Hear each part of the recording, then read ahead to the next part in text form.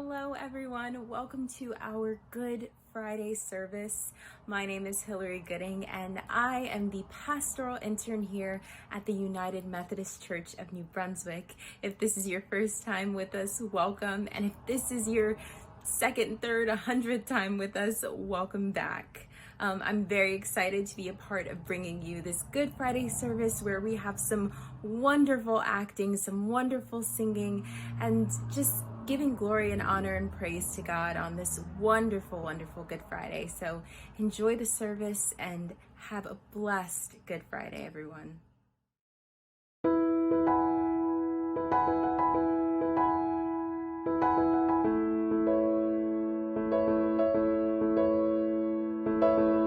The United Methodist Church at New Brunswick believes that God's love shines more brightly through the beauty of our diversity. We welcome the young, the old, and everyone in between. Those who are single, married, or divorced. People of different abilities, races, cultures, and ethnicities. Citizens, immigrants, and refugees. People of all sexual orientations and gender identities. Those who believe in God some of the time, all of the time, or aren't quite sure yet.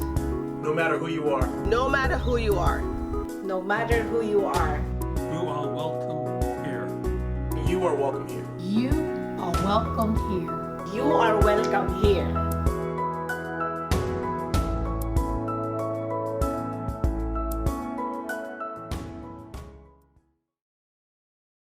Please join with me in our opening prayer. Lord, we come before you in the approaching darkness of our souls. We have traveled this Lenten journey, overcoming and conquering barriers that have kept us from serving you. We gathered at the gates of joy on Palm Sunday and feasted at the Lord's table. But today is a different story. We witness the arrest and trial of the innocent Savior. We watch as he is moved brutally from place to place, to be judged by people who have hardened their hearts against you. The sorrow that we feel lies heavy upon us. Lift us, O Lord. Comfort us. Help us get through this time of darkness. Amen.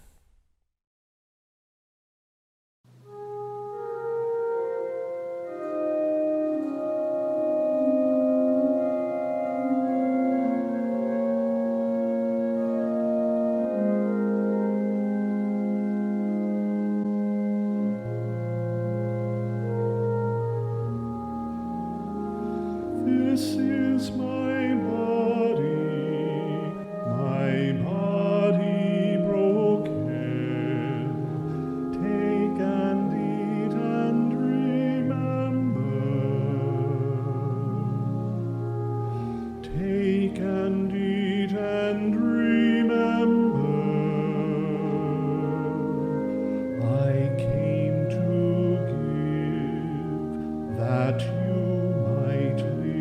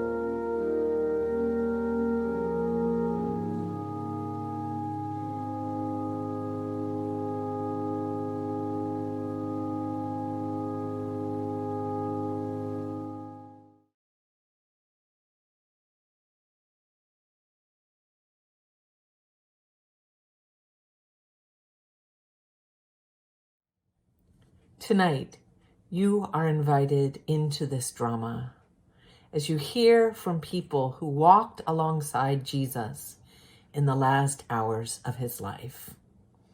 These readings are a glimpse into what is called the Passion, the story of Jesus' betrayal and death. Come and walk with the people that were with him during those last hours.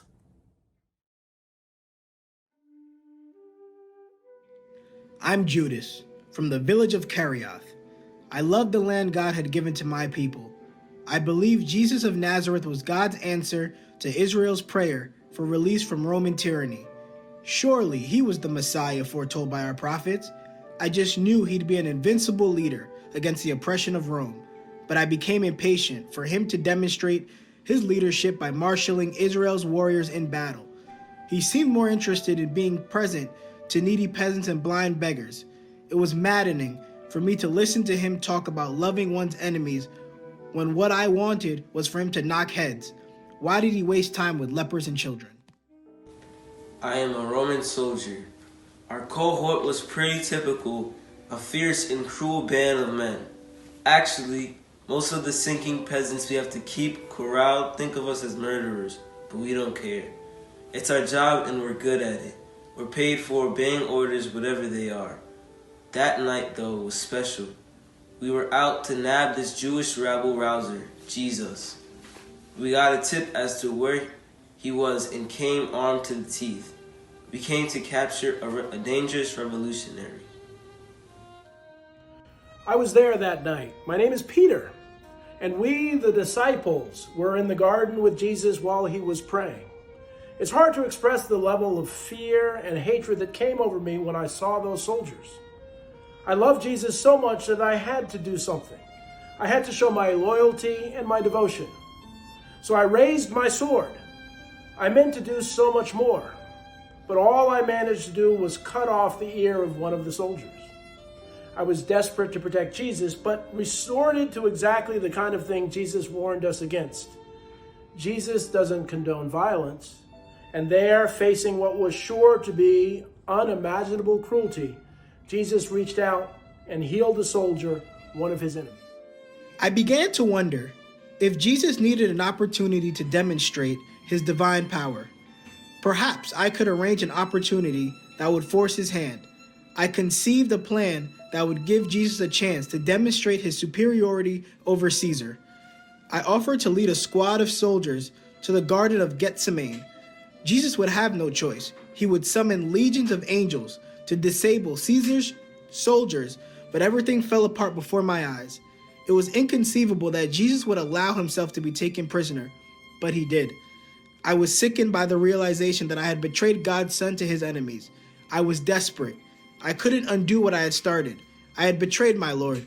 I had returned his love with betrayal. I didn't deserve to live. What else could I do? This Jesus surrendered with a courage like I'd never seen. There was something about him I couldn't understand. He carried no weapon, but when he came towards us, we became terrified. A troop of armed Roman soldiers, paralyzed with fear. I was so embarrassed.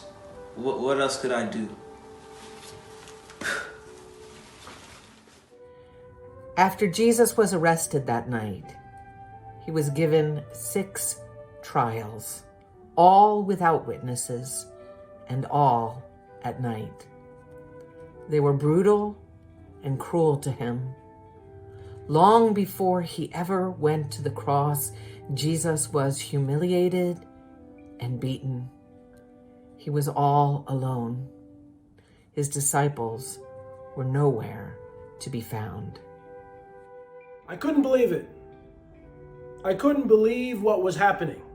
I promised Jesus I wouldn't deny him, but that night I denied him 3 times. I bitterly wept because of it, and I was deeply sorry.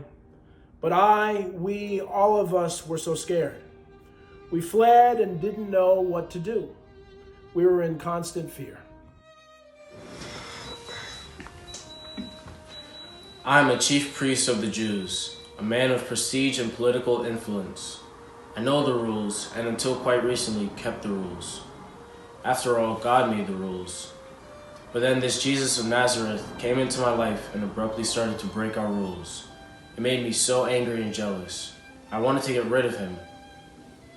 He claimed to heal people, he helped people, and said he was the Son of Man, and his popularity kept growing. Despite our efforts to discredit him, he never defended himself or tried to get revenge. Instead, he demanded honesty in his relationships with us, and honesty was not what I was really interested in. But that voice pierced my heart. Perhaps I knew deep down that he was a man of God, but I didn't want to admit it. What else could I have done?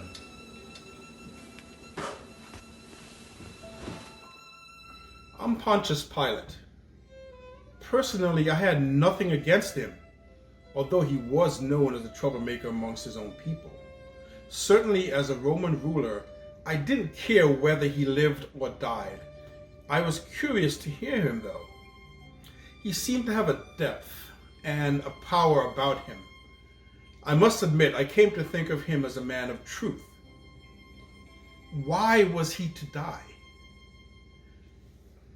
I felt reluctant to let him go, but I'm not sure why.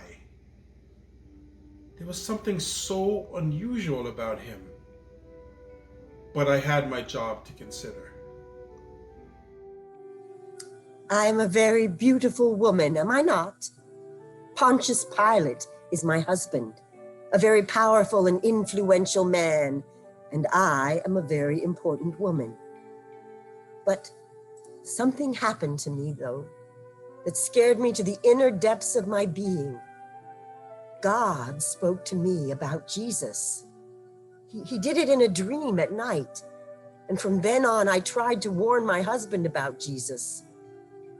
Besides that, something about his eyes bothered me. They were the kind of eyes that see right through you. I wanted my husband to leave him alone and to release him. I didn't feel he was someone that we should be dealing with. But what else could I do?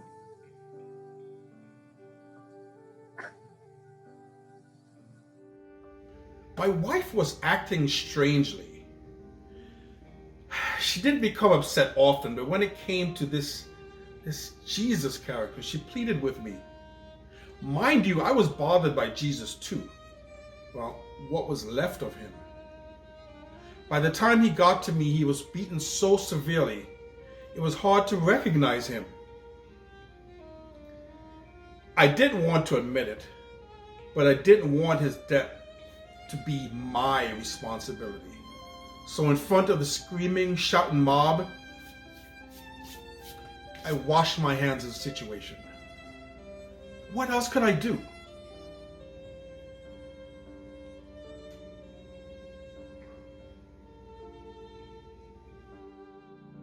My name is Simon of Cyrene. You probably don't know me, and I didn't really understand what the situation was. I was just a bystander in this crowd when I was pressed into service, carrying the cross of this Jesus to Golgotha. Who is he anyway? I was near to him, and even though he was about to face death, there was a strange peacefulness about him. I didn't have anything against him, and carrying that crossbeam may relieve some of his suffering. Look, I did all that I could. What else could I have done?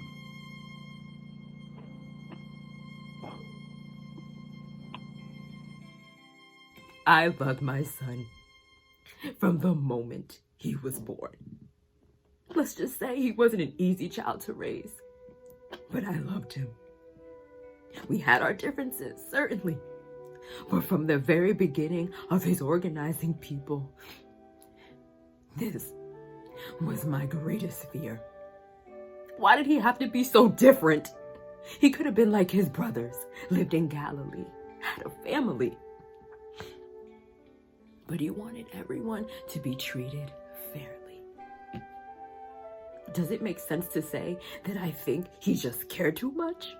He loved too much? I must admit, I am proud of him. And I wanted him to know that I was proud of him, that I loved him. That's why I was there, to be with him one last time. It was harder than I could ever have imagined. I felt every wound he received. I would have done anything to have taken his place.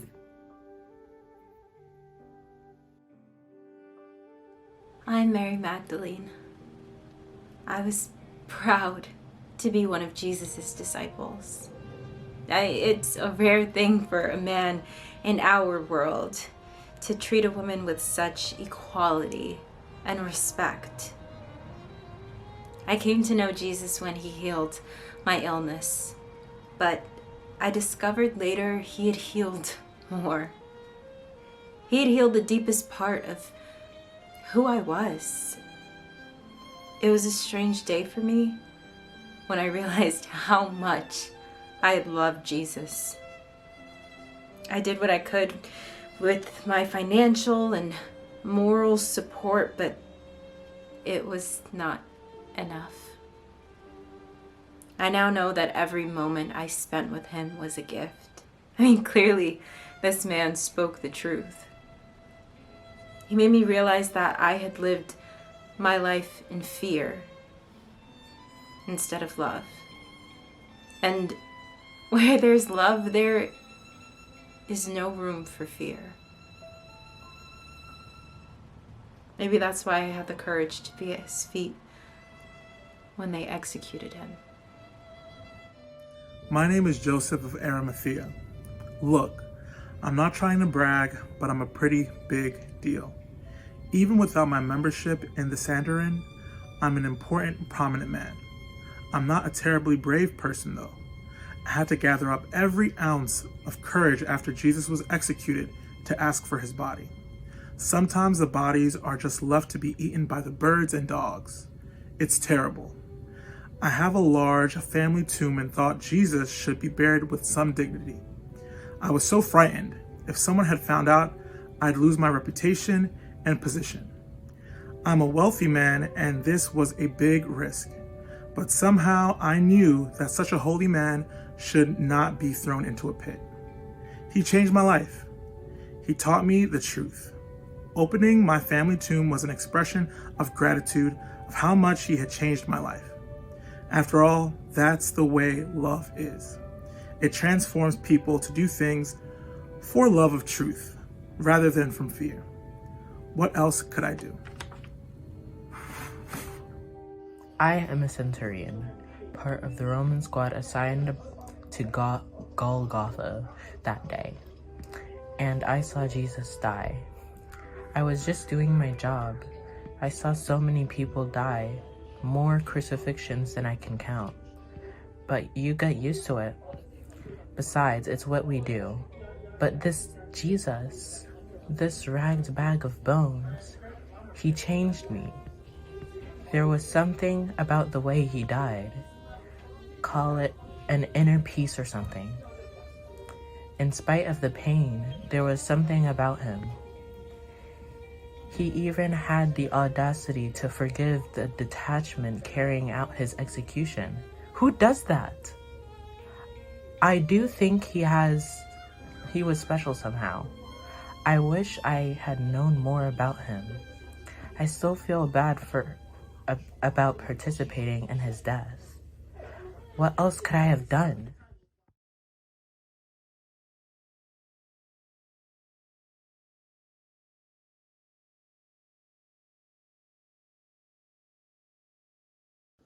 Donos obscurité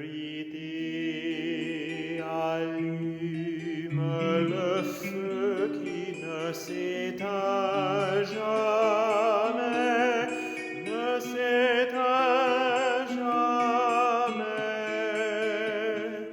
Donos obscurité allume le feu qui ne s'éteint jamais, ne s'éteint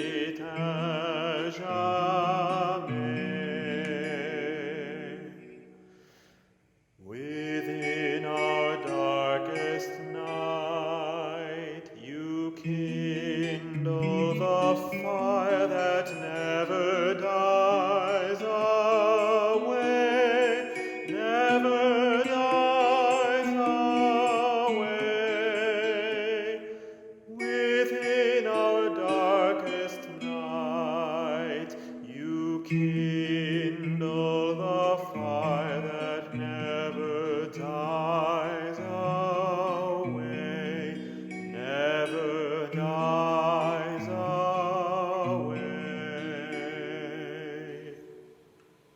Donos obscuriti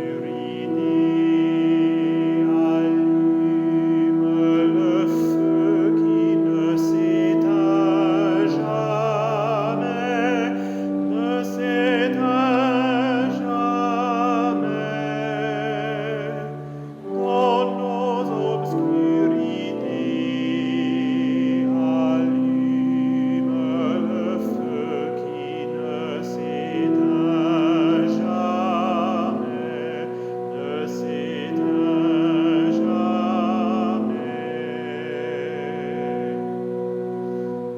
Within our darkest night, you kindle the fire that never dies away, never dies away. Within our darkest night, you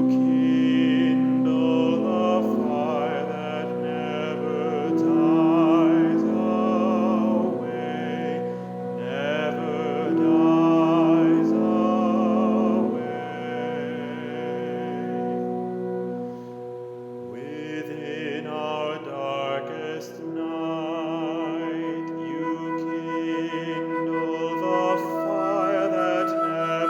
dies away, never dies away. Within our darkest night, you kindle the fire that never dies away,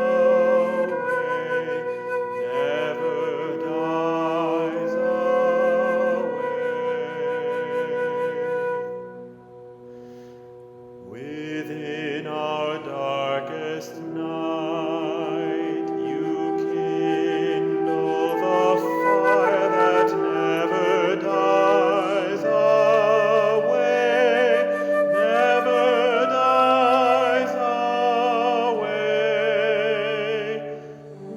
Within our darkest night, you kindle the fire that never dies away, never dies away.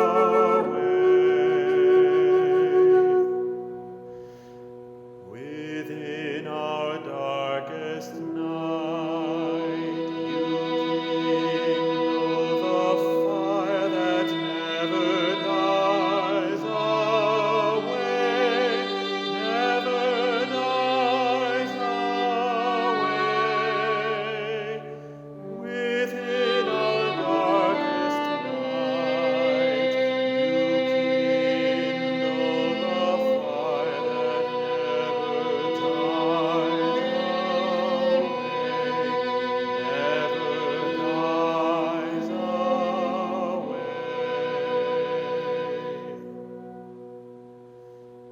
Within our darkest night, you kindle the fire that never dies away, never dies away. Within our darkest night, you kindle the fire that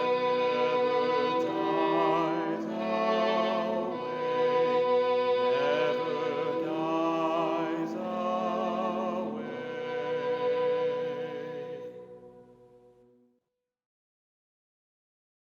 What can I say? How can I ever make this up to him? He must know that I loved him with all my heart. What more could I have done? Am I willing to risk my life for his truth?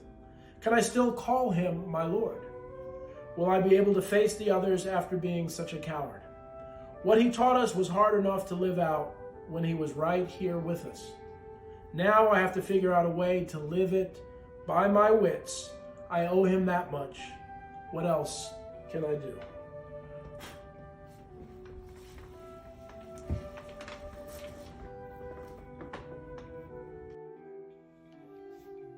I know I've been given a gift of love so great that I would gladly give my life for the sake of my child. Maybe there were things I could have done differently.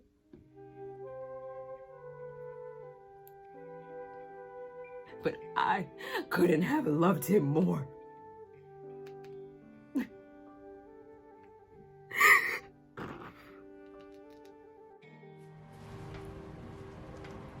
I'll always wonder if there was more that I could have done. But then, none of the 12 even showed their faces when he was killed.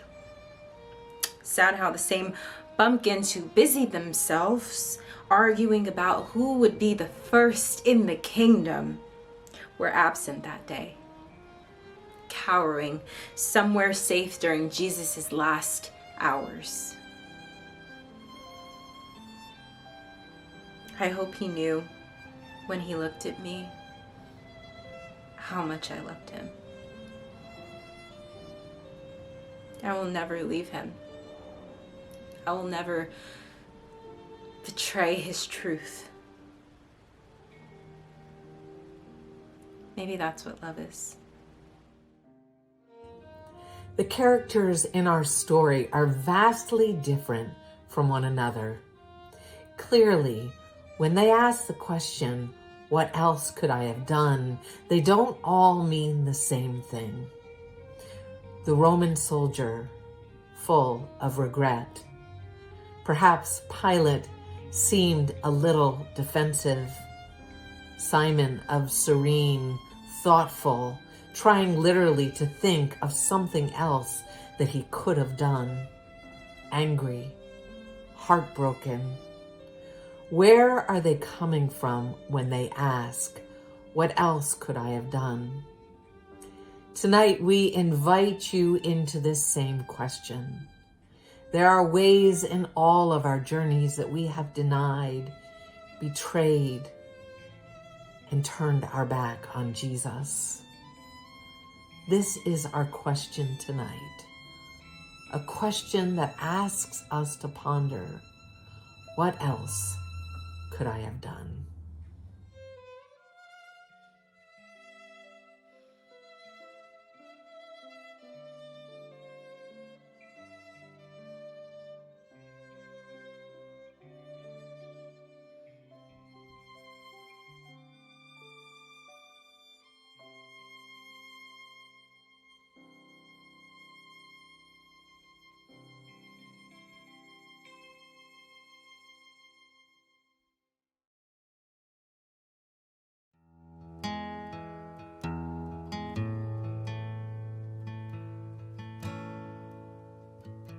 How deep the Father's love for us, how vast beyond all measure, that He should give His only Son to make a wretch His treasure. How great the pain of searing loss, the Father turns His face away, as wounds which mar the chosen one bring many sons to glory.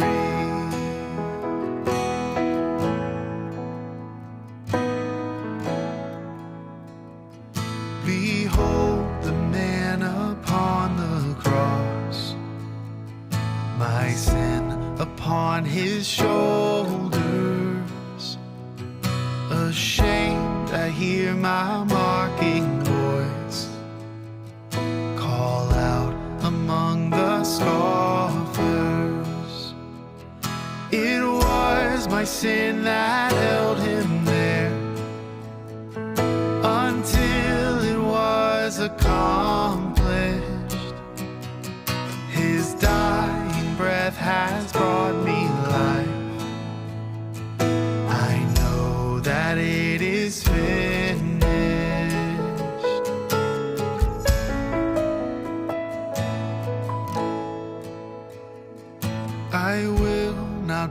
boast in anything. No gifts, no power, no wisdom. But I will boast in Jesus Christ, his death and resurrection.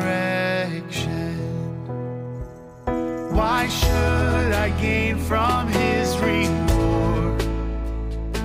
I cannot give an answer, but this I know with all my heart: his wounds have paid my ransom. But this I know with all my heart: his wounds have paid my ransom.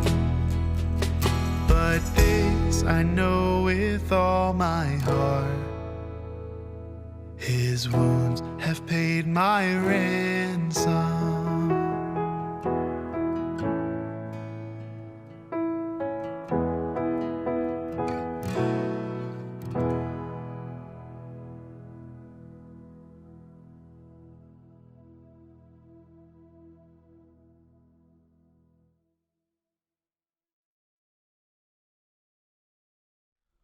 What else could I have done? How many times have we stood by in the face of injustice, oppression, cruelty, or hatred?